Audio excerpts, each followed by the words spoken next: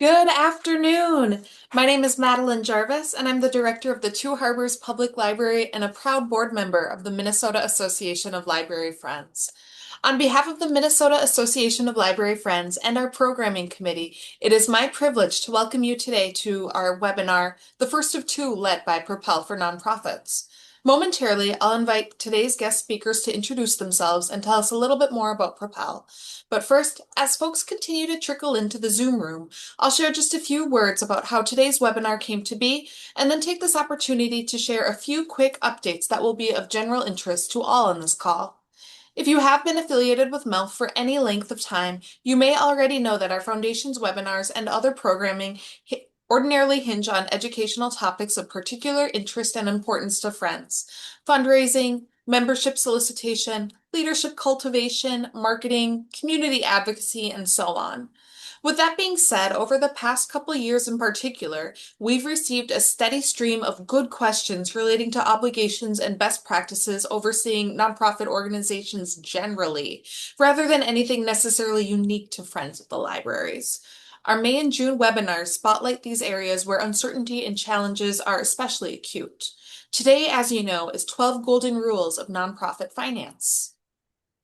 And then Propel for Nonprofits will be back on Monday, June 22nd for another complimentary lunch hour webinar, one that is titled Empowering Effective Board Decision Making.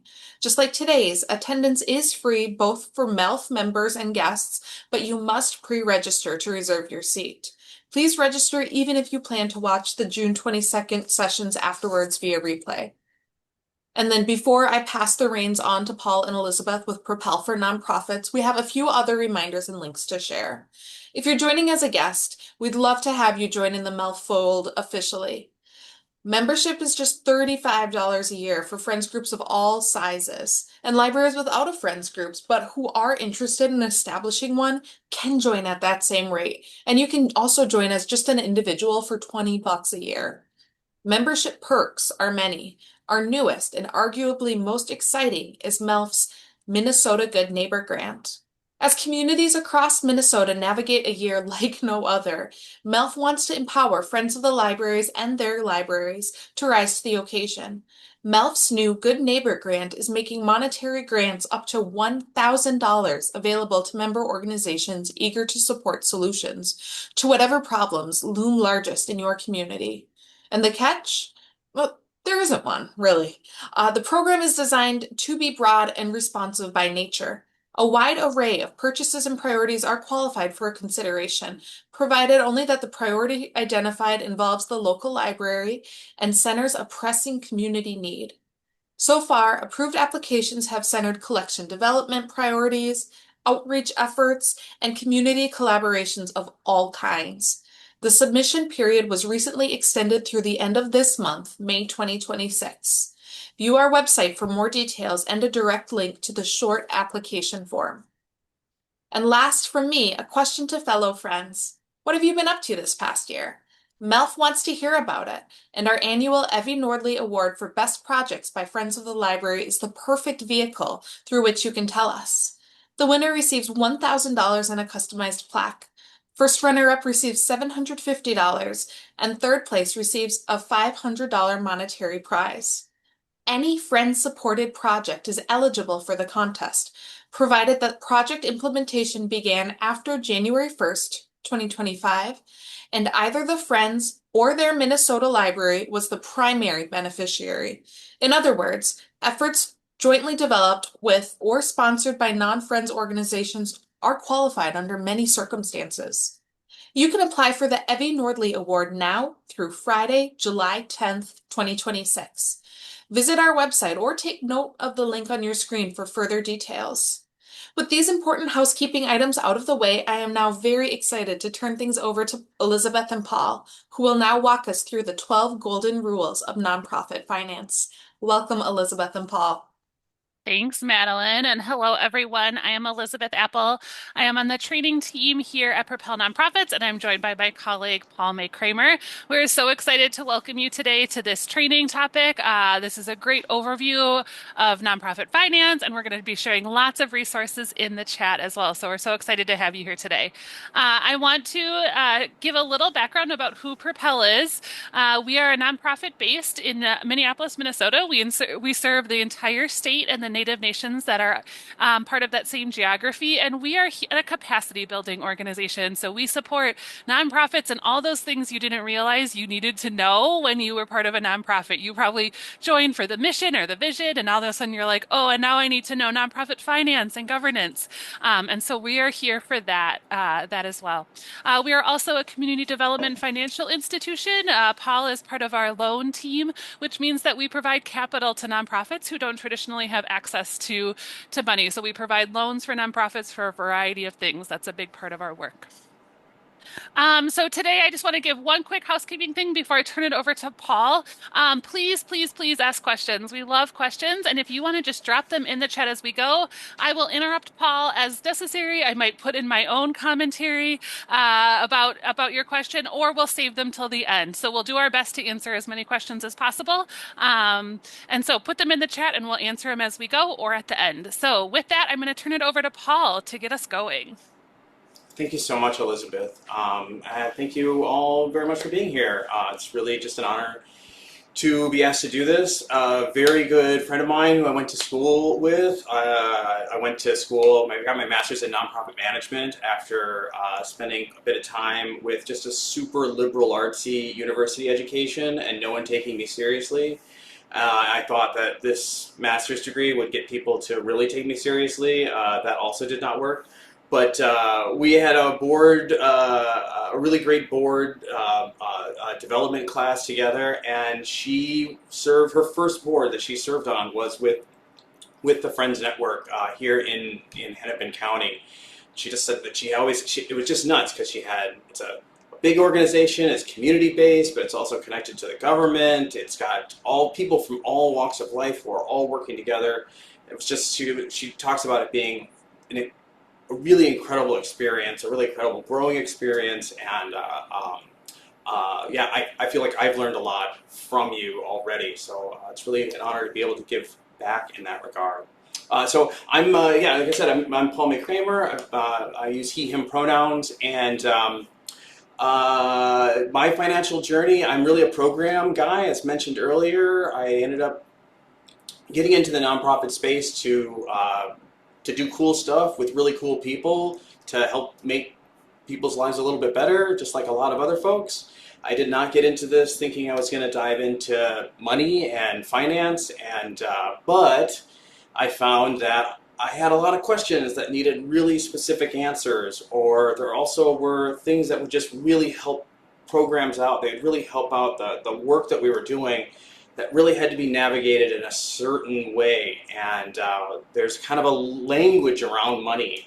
And the other thing I found is that I wasn't really benefiting by not being familiar with this. I wasn't really benefiting by not being able to navigate this space, and more importantly, I saw other people benefiting as I became more comfortable in navigating this space and asking questions. So that's really the approach that I want to bring into this space with you today, as we look at these different things. So our goal, as mentioned before, is to do this overview of nonprofit finance, of these 12 golden rules. The neat thing about the 12 golden rules that we've got here is there really isn't anything kind of like bad. There's a lot of different approaches to finance. There's a lot of different perspectives that you can take, but we found that if this is just one way of contextualizing an approach, and maybe if you are new to this kind of thing, or if it might be a way of trying on some new concepts or reframing concepts that you've experienced before. This is especially because nonprofit finance and nonprofit financial health specifically can just be really elusive. It can be like nuanced. you know, it, we all bring in our own stuffs with these kinds of things. So my big goal is my hope, my super secret agenda is that you finish this experience with not necessarily being a finance expert, but in feeling like you have a little bit more license to be able to ask questions about, like, oh, why is this number smaller than this number, but we're doing this? Like, that's a completely acceptable thing for any reasonable person, any leader to do in these experiences. And then, of course, my super secret goal is that you can pair that increase in curiosity, that helpful curiosity, with a resource, and that you can see Propel as one of those resources. We have TA that's available to everyone on this call. So yeah, let's just jump into this. Like financial health, like I mentioned earlier, it seems elusive. It can be really nuanced. I just want to call this out. I feel like the discussion around finance and financial health is really like a glitch in the matrix. And for me, when I walk into this space of money, of finance, I think of people wearing suits and ties, people in boardrooms in very fancy graphs. They obviously are working with lots and lots of money, so the stakes are super high. So everything must be perfectly precise and accurate and without any mistakes whatsoever. And that's just not the case. It's just not the case.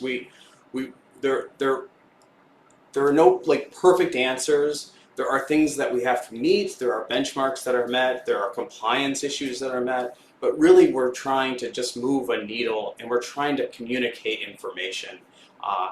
And we're really just trying to be together. We're trying to move our mission forward, and which is so much more than getting it right or looking like we do finance well. We know we're doing finance well when our organizations are doing well. We know we're doing finance well when our people and our mission are succeeding. So more specifically though, what would it look like in practice? Well, I will give you 6 examples, and this is the space that we'll sort of orbit around as we talk about this. So I think one of the first things is that financial health means that we have the financial resources to achieve what we want to do, to achieve our mission. We've got enough coming in so that the stuff that's going out is covered in expenses, which is sufficient to pay our bills. So we're doing our mission, we're paying our bills. Another important thing with the communities that we work with, and I imagine specifically for community organizations that are connected to libraries, a lot of those are community embedded.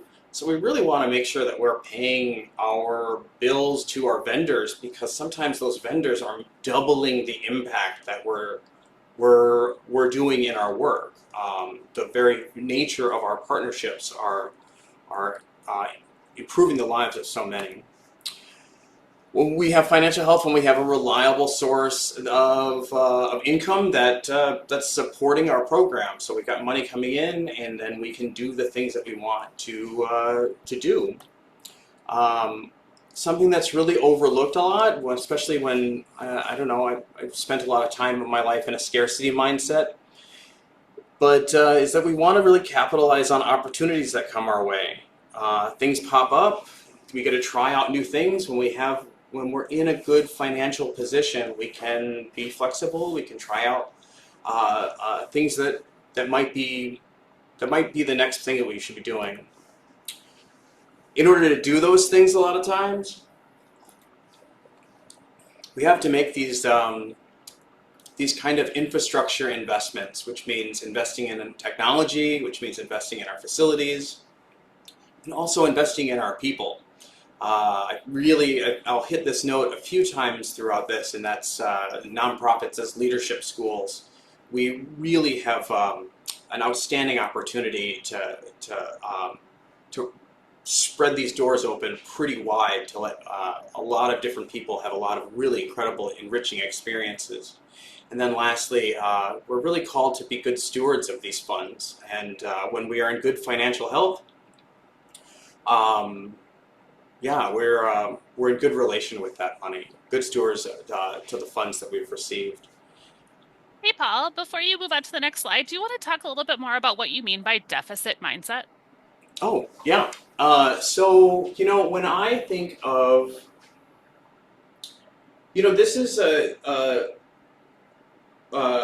when I think of money, a lot of times I think of times, frankly, that I may not have had enough money to ride the bus, so to speak. Sometimes literally and sometimes figuratively. I think of the times when it's like, geez, we can't afford this right now. And those feelings get built up, I think, a lot faster and I have that thought several times more than, gee, that those few times when I've just been overwhelmed with how much money I have. I've got too much money today. I might go to Home Depot and buy a new tool. Like that feeling has not built up as much in me than, geez, I know I can't really afford this right now. So I'm bringing that into my work, I'm bringing that into other relationships, but I think our organizations operate in that same way where we don't always we're people who are doing work and we are work that's being done by people, so we don't always have this abundance of cash. So we kind of sometimes just end up in this space of what I need to do is manage how we don't have stuff. We got to make sure that we got to manage how we don't have stuff, as opposed to what would we do when we have stuff, which is a really powerful. Even when you don't have stuff, you still get to ask that question. Even if you are in a deficit in your organization, you still get to ask the question of what would we do once we're here. Yeah, I think thanks for calling that out, because that's why we're here. We wanna do stuff. I think one of the ways that we can do that too is through budgeting, and calling back to the super fancy people in the in the boardrooms. I feel like a lot of times when I have worked on budgets or when I've worked on numbers, people have said to me things like, "Oh, like I've worked on doing long division or something," and people are like, "I need to see your work. You're just guessing." Or I'll say, like, "I think this is how something operates, and it's just an experience. I can't really explain why, but," and like, "No, you're just guessing. We need to know the precise answer." But really, that's what we are doing with budgeting, and but we're doing it with other people. We're doing it kind of in the light of the day. So, like, with budgeting, and this is our first golden rule, is that budgets really are important. But more important than budgets are the budget's assumptions. So we've got what we're budgeting, but then we're also saying why we think, and we're recording this, we're sharing this, we've discussed this, and then we come to consensus on it through maybe a finance committee, through the board, through the organization. But and then as next year we can go back and say, oh, this is why we thought we were going to hit this, and it was only 20% of what, it was 20% less than what we actually did. It was so much more. We need to increase this. So budgets matter, but budget assumptions are even more important. And so we can ask these questions of, like, why we expected this. We're not just going off the, shooting from the hip. And then, like I said, we can create realistic projections and assumptions, and going forward, we can actually have community and discussion and transparency around why we came up with these things. And we have a really great budget checklist that we can share with you as well. It's in the chat. Oh, excellent. So the next golden rule is something that this was my introduction to Propel, the concept of program costs, And so this is the question about program costs. If so, school district pays $1,500 for half a day's lecture and demonstration program. So they're gonna, here's $1,500, come do your thing at our site. How much does it cost to provide that program? And of course, the answer, I mean, we want it to be at least 1,500, right? But really, the answer is we have no idea. We have no idea what that program is going to cost. And if it costs less than that amount, we're not really doing anything. We're not really in good business. And I think the reality of nonprofits is oftentimes that is the case. We are very entrepreneurial. We are very trying to make things happen, trying to make things stick. Sometimes we cover costs personally. Sometimes we go without in order to allow the mission to continue. But acknowledging like this is how much something costs, and if the revenue doesn't match that, then you won't be able to continue doing that without diversifying. Well, we'll get to that.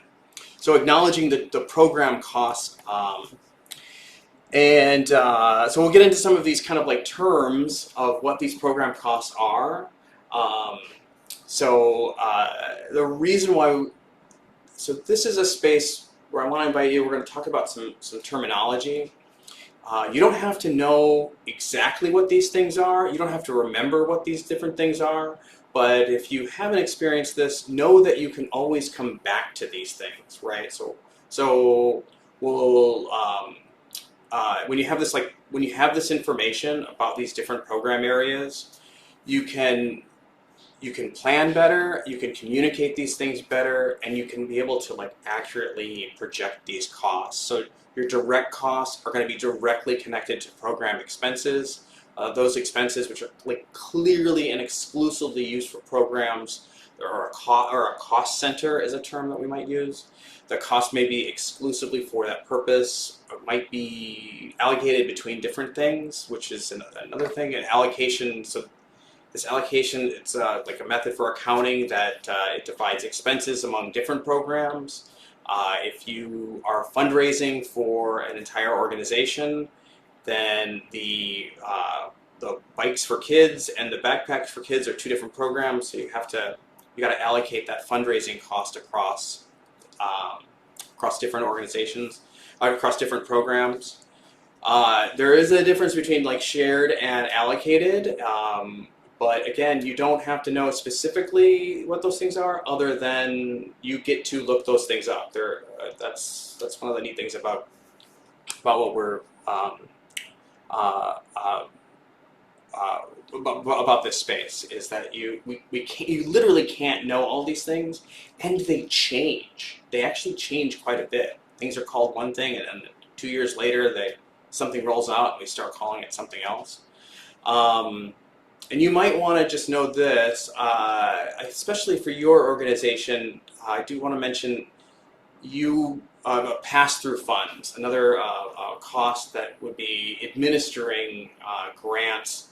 Those are going to have costs and financial management things connected with that as well. Being able to have money, you become the steward of money for funds to be passed through your organization to other recipients, and then being in charge of that administration. And then just another thing about these direct costs. So like an example of these direct expenses rather than just these costs, we might find something in direct expenses being salaries or program-specific materials, and as opposed to an indirect expense, which would be how much it costs to keep the board together. Like, how much does it cost to have that meeting? How much does the auditor cost for when they come in once a year?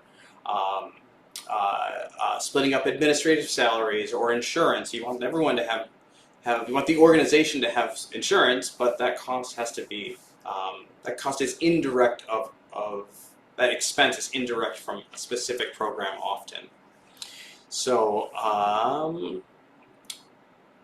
I do think that a there's a lot of information with program costs, and if I would invite you to, I think one really great question you could ask someone as you're reviewing any kind of budget is just, has this been calculated to appropriately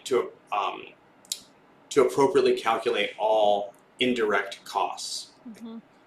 Even if you don't know what indirect costs are or what they are, you could ask someone that, and they were going to end up giving you a pretty thorough response that could really illuminate a lot of what's going on with your organization.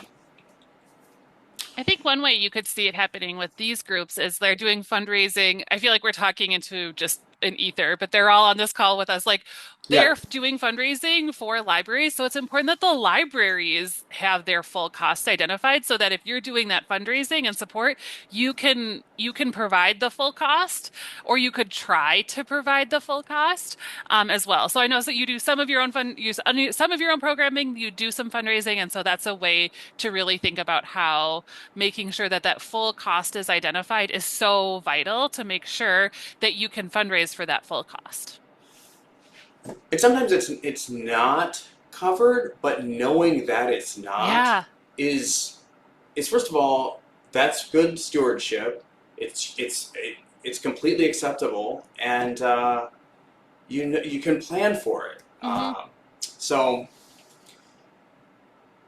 the third thing that we'll get into, the third golden rule that is diversify funding sources, and easy to say. So of course we would like money coming in from all different directions.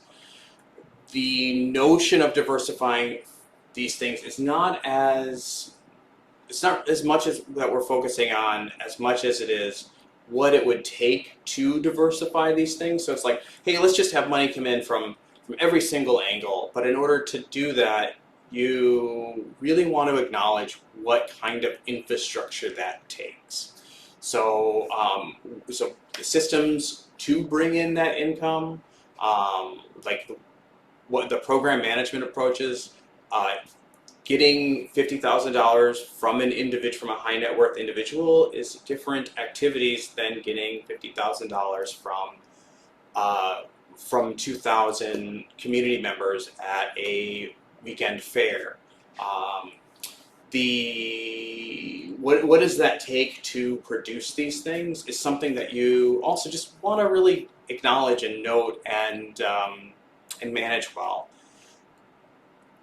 Kind of naming these things a little bit further, breaking these kinds of diversifying these things out a little bit further.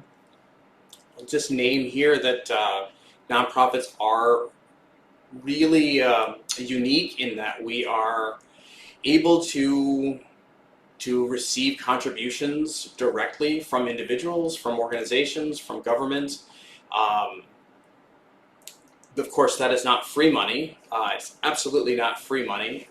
Anyone who's been fundraised even $10 knows that it takes quite a bit of work to do these things.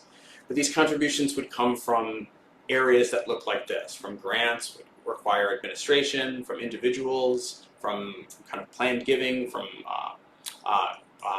it might come from a special event, it might be from grants that have to be used in a specific way. Of course, we also have a special relationship with governments and government contracts. Nonprofits have, especially lately, really shouldered so much of the labor that has often fallen on government, and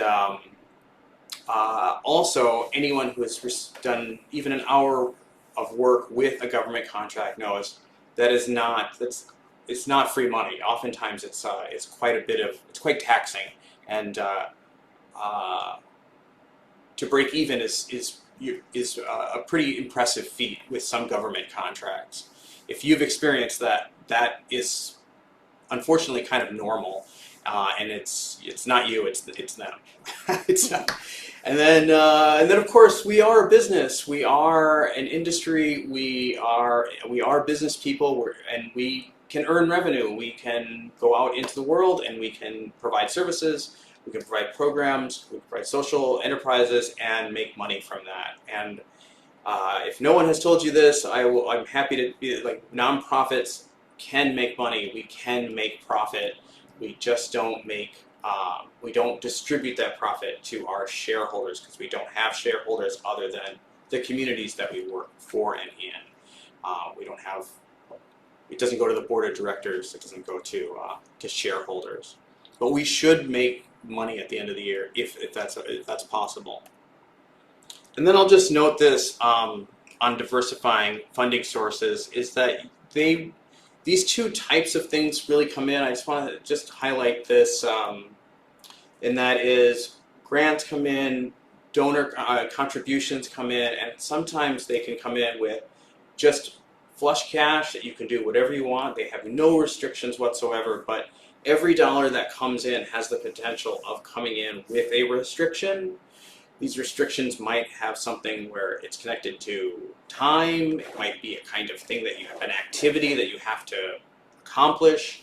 It might be something where it's an endowment and you hold on to it forever and you work around that in that regard. As nonprofit leaders, which is why you're on this call, knowing the existence of these things, but also I would say even just a step further, it's not a huge step further, knowing the existence of these things, and then also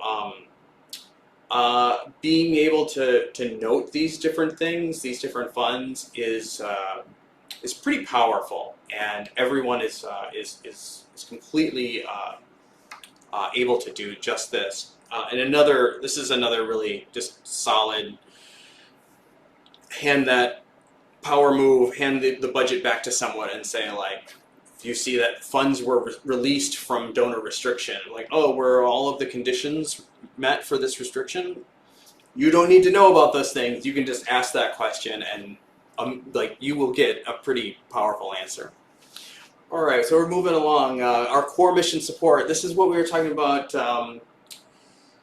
earlier with knowing about program costs. And it's so that we can acknowledge, this is the fourth golden rule, is acknowledging our core mission support, which how are we covering our administrative costs? Oftentimes, and we have a ton of resources on this, but oftentimes there's a frightening myth in the nonprofit space of like this 10% overhead, that we really shouldn't be spending all this money on administering all of these things. I work with an organization that does some pretty powerful work with survivors of refugee camps, and they require therapists, they require people who are very trauma informed and trauma trained, which requires a lot of training, it requires certification, so in order to perform that mission, they have to spend a lot of money on their people to do these activities with this population. And I will say that that it is a scary thing to be able to like push our funders and let people know like this is the real cost of this is how much it costs for us to administer this activity. That's another thing that we're here to chat with. We're happy to nerd out with you on approaches to how you might frame these kinds of things as you're working through your communication on this. But talking about the true program costs and core mission support.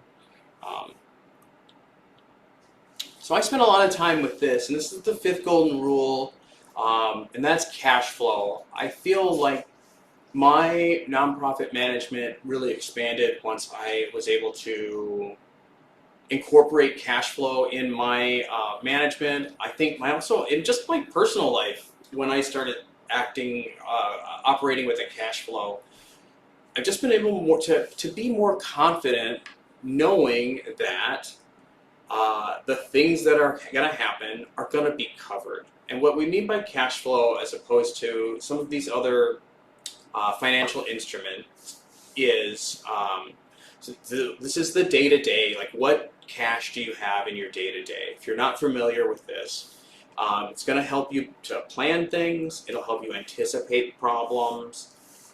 When you know something's going to happen, when you think something's going to happen, you can look for options. You can discuss you can find your allies, find your collaborators, and I'll give you a quick example of cash flow.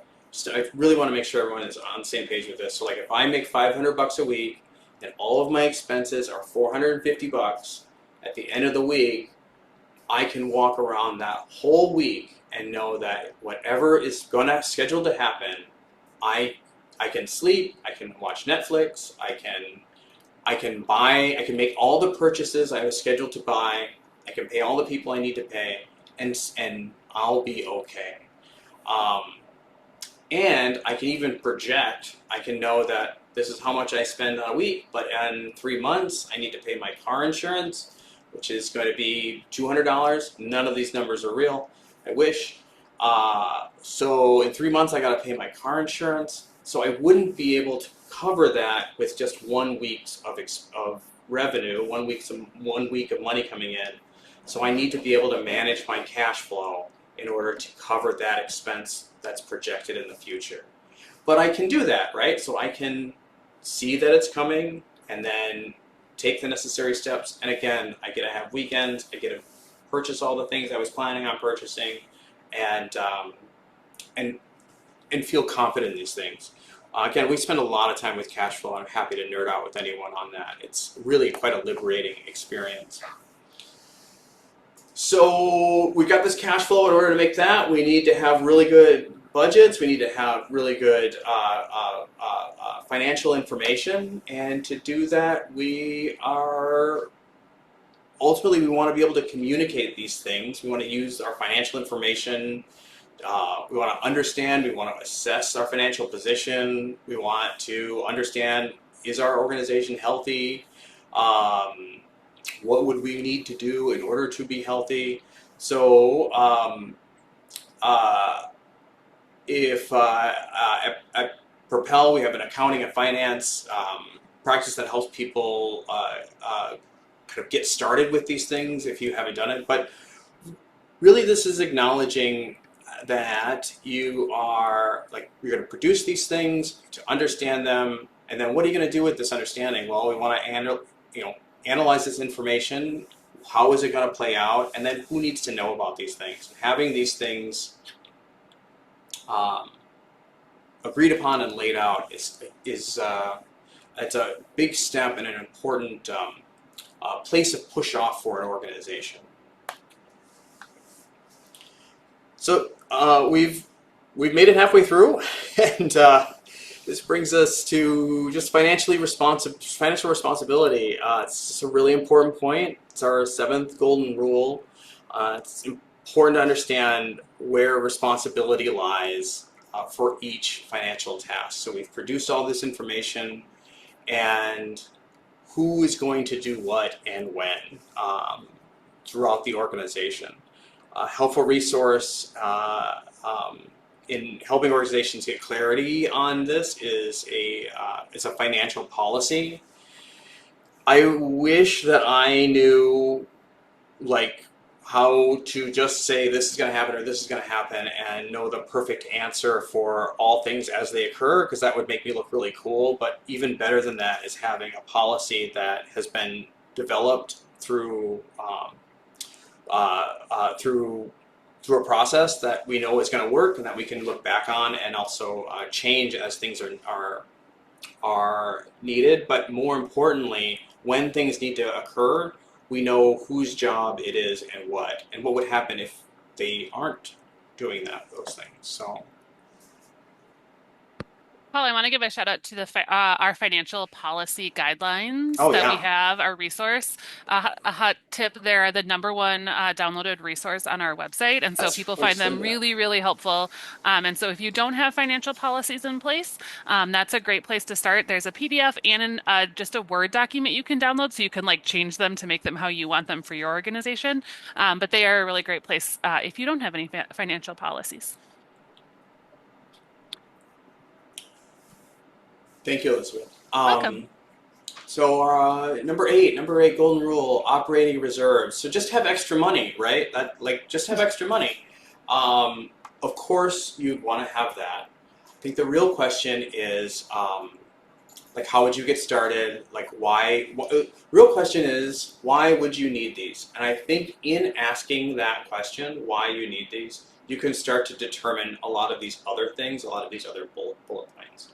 Why would you need these? So then, how much is the right amount for you right now?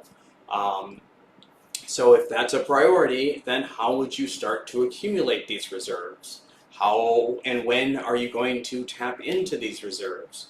Um, it's easy to have money. It's so much easier. Or it's easier to.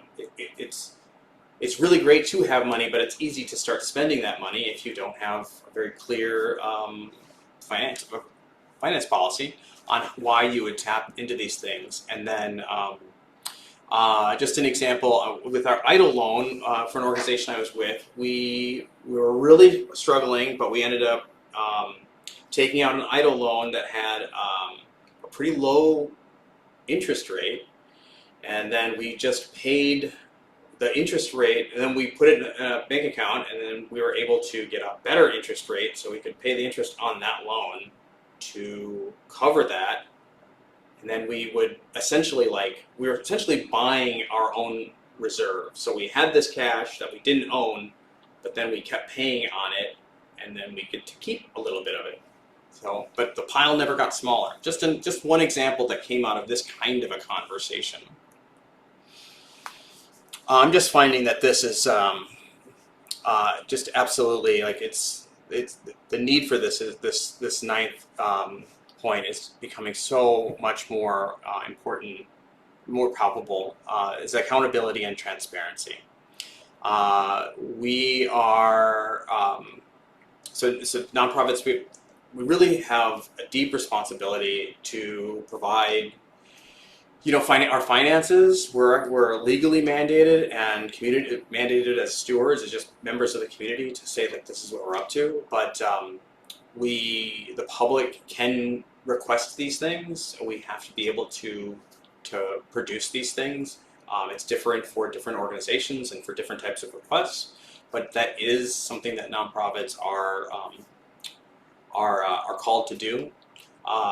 And of course, we have other organizations and other bodies that we need to report to. The Attorney General, nearly every nonprofit in the state of Minnesota will report annually to the Attorney General. It's a big mess if you let that slide. It takes a few weeks sometimes to get that back and running.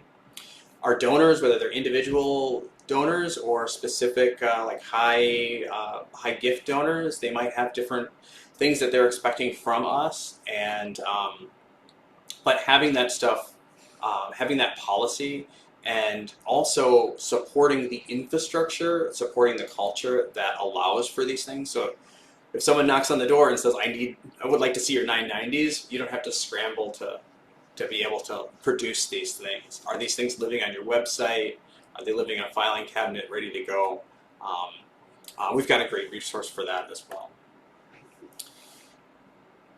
So we're doing all this stuff, and we're at 10, we're doing all this stuff, and how is this getting embedded into your work and different levels and so having financial integrity. We're being honest, we're being consistent, we're living consistently. Are we doing that within our board? Are we doing that within our culture? Are we doing that inside the board activities? Are we doing that inside our program? Is our financial integrity what we're spending on, what and where we're making cuts, we're cutting back, what we're supporting? Are those things showing up on these different at these different levels? I think is something that we all know is really important, and to operate on this level, I think, is very powerful. And additionally, on this nonprofit as leadership school, I think this is a very important experience that a lot of that just nonprofit professionals can just blossom from. To be able to hold the line regarding something is is pretty powerful. So. And then as mentioned earlier, so we're almost done here. I mentioned earlier, I wish I was just a cool dude who could like walk in and say into a problem and know exactly what to do and exactly what to say, and everyone would be like, wow, he's just such a leader of people. And but really, what I really am gonna do, it's so much easier for me to just open up the policy and find out what's the first step for this fiscal problem. So being able to, we know what we're willing to trade off. We know what we're willing to, how we're willing to act in certain activities. We know where the authority and where the responsibility is falling, who it doesn't fall to, so they're freed up to do other things. Yeah, as serious, just as big problems happen, it's just so much easier to follow the guide, or than it is to come up with it in just the moment. Even though that would be kind of cool. So lastly, the last golden rule. Hopefully, you may have noticed that words are kind of like overlaying on everything else. So you're seeing that all these things are really independent. They speak to each other. They're connected to each other. We have solid budgets. We can produce quality programs. Like if we have high quality programs, we can do reliable cash flows, good management. We're doing if we've got this cash flow. We know what we're governing. We're managing these things well. We know how we're going to be doing development. We know how we're going to be fundraising. We are managing our reputation because all of those other things are done with integrity. We're done with transparency. We're done with a true eye towards honesty and community building. And then we tell our story in this weird thing called the budget. Like we tell our story and we say like, this is what we did. This is what we're supporting. This is what we think is important and how we're going to behave. So. And that goes back into our programming.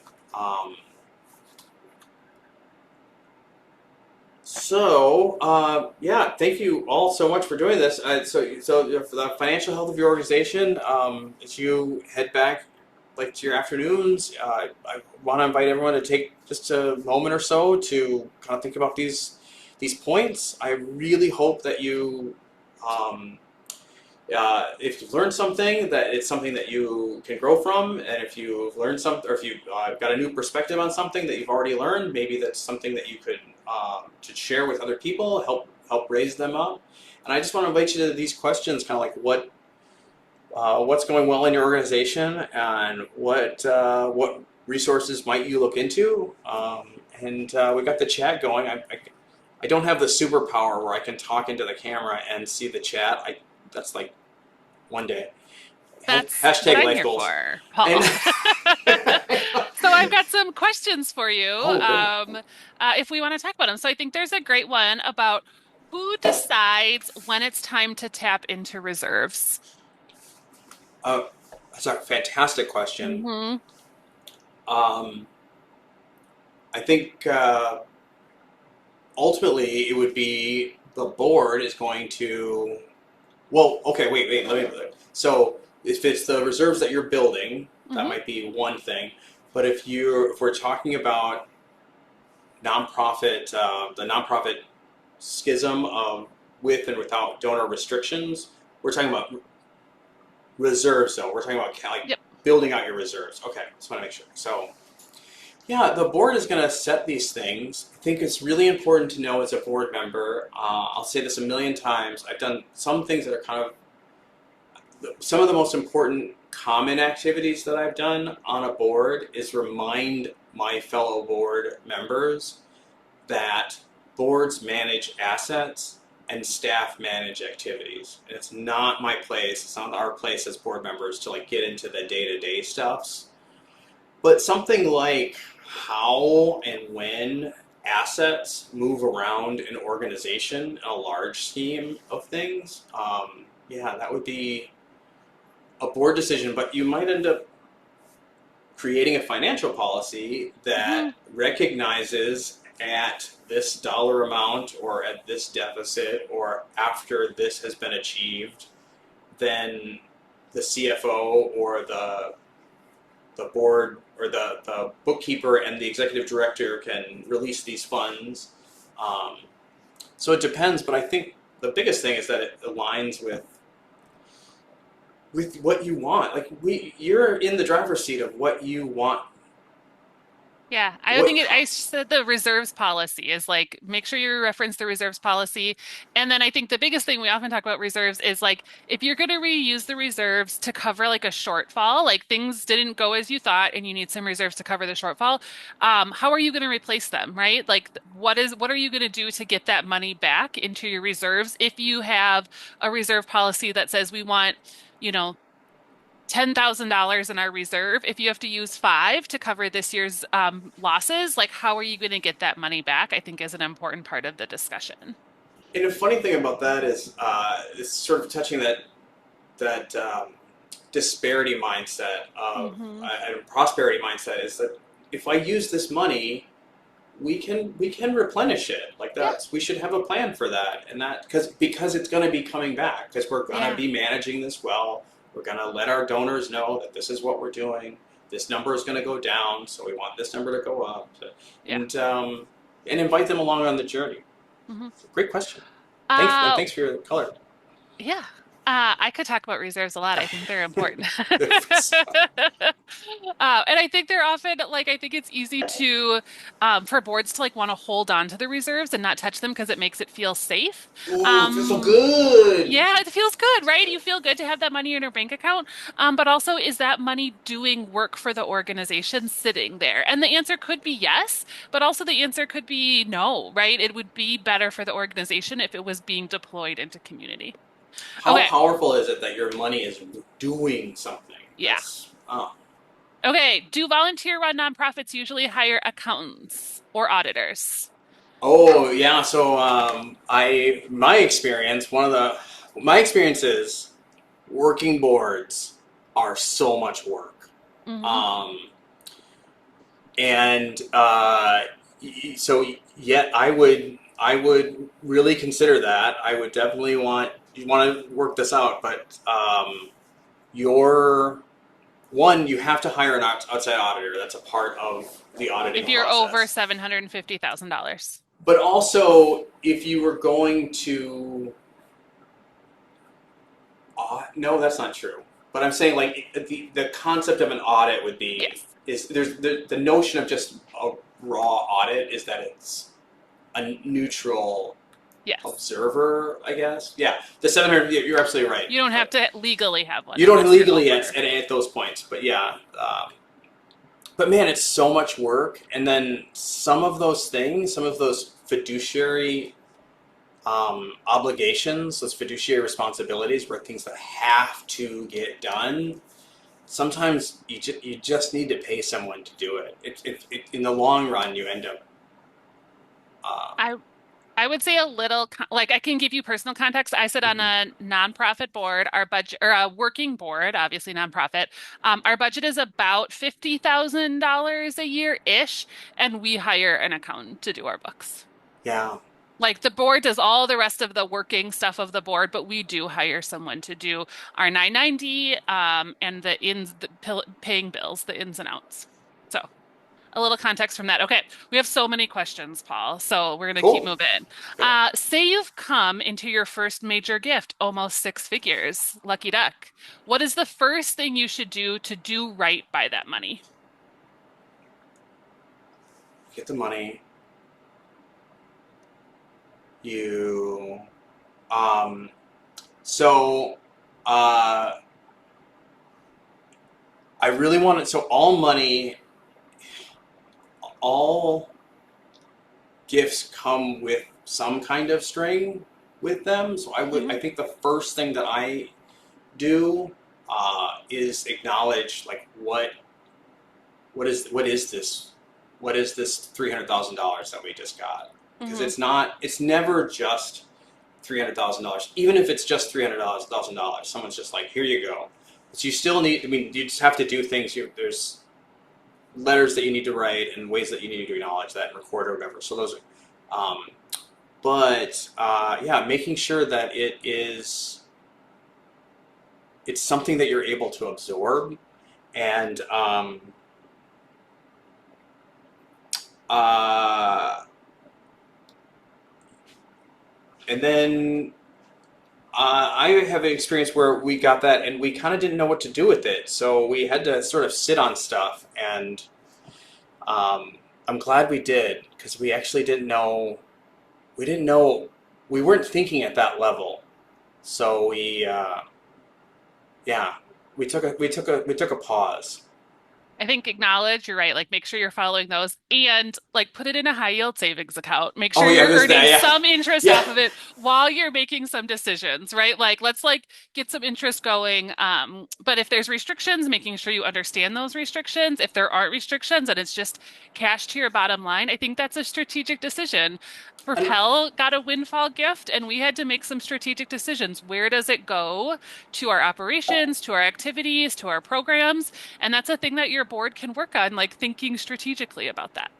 I just want to throw this out, and that is fractional reserve banking. So the large gift that I was a part of at that organization, it was large enough. Banks need cash. They need to have cash, and we were not planning on doing anything with that. So we were able to negotiate a larger rate of return, a larger interest rate, just because we're like, you you don't have like this is a big deal for you too, Hmm. like so pony up the scratch. So I'm going to do let's do two quick Quick, ones okay. maybe. Okay. In a volunteer organization, how many people should be involved with or familiar with money matters? Uh, so if you're going to go to a movie, everyone who goes to the movie, every single person you go to the movie with has some understanding of how you are affording to go to that movie. And I do not think that the fiduciary, the legally obligated, uh, um, legally responsible member of a board should have anything less than an understanding of like how much it costs for the group to go to the movie, even if they're not paying. And more importantly, you want your kids to know, you want other people who maybe aren't paying to know this is how we could afford the movies. So the program managers, the program coordinators, it's for a volunteer organization, but everyone should be talking about money because we all do better when we are more literate, when we can converse at this level. I hope that's not a cop out question, but I really do believe in that. Yeah, I think that's great. And I think the like more concrete answer to that would be like whatever you need to make sure there's separations of duties. So like if someone's receiving checks, someone's depositing checks, whatever that looks like, making sure that you have those policies in place for money to move through your organization. Oh yeah. Okay, one quick question, and I want you to give like a three-word answer, and then we're Okay. gonna wrap up. Aside from investment revenue, is there a recommended number of revenue streams for a small nonprofit? Oh yeah. I- I would as say many as two. possible. Yeah. Yeah. But like if you had a giving campaign and you had like an event you put on that people paid for tickets. You want Two. to have more than one. Yeah. Yeah. Because one, yeah, you just never know. Okay. Paul, thank you so much for Thank answering you that all quick so round of much. Thank you, questions. Elizabeth. Can you move to the next Yes, slide? of I just want to give course. people a heads up. If you have more questions, please join us for office hours. Propel hosts virtual office hours, and I'll put the link in the chat.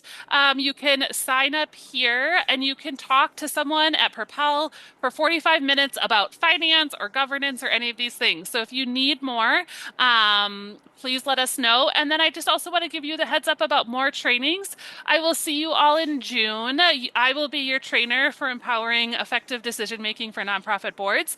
I also just want to give you a heads up that Propel offers lots of webinars and lots of resources. So in August, there's a free webinar about dashboards, about how to make your data work for you, how to look at your data. And then we also offer virtual and in-person workshops. The ones coming up in June and July are all finance focused. So if you have more finance questions, you want to dig into that cash flow thing, that workshop is a great space for you. And we want to thank you all for being here. Paul, you can move to the last slide with your contact information.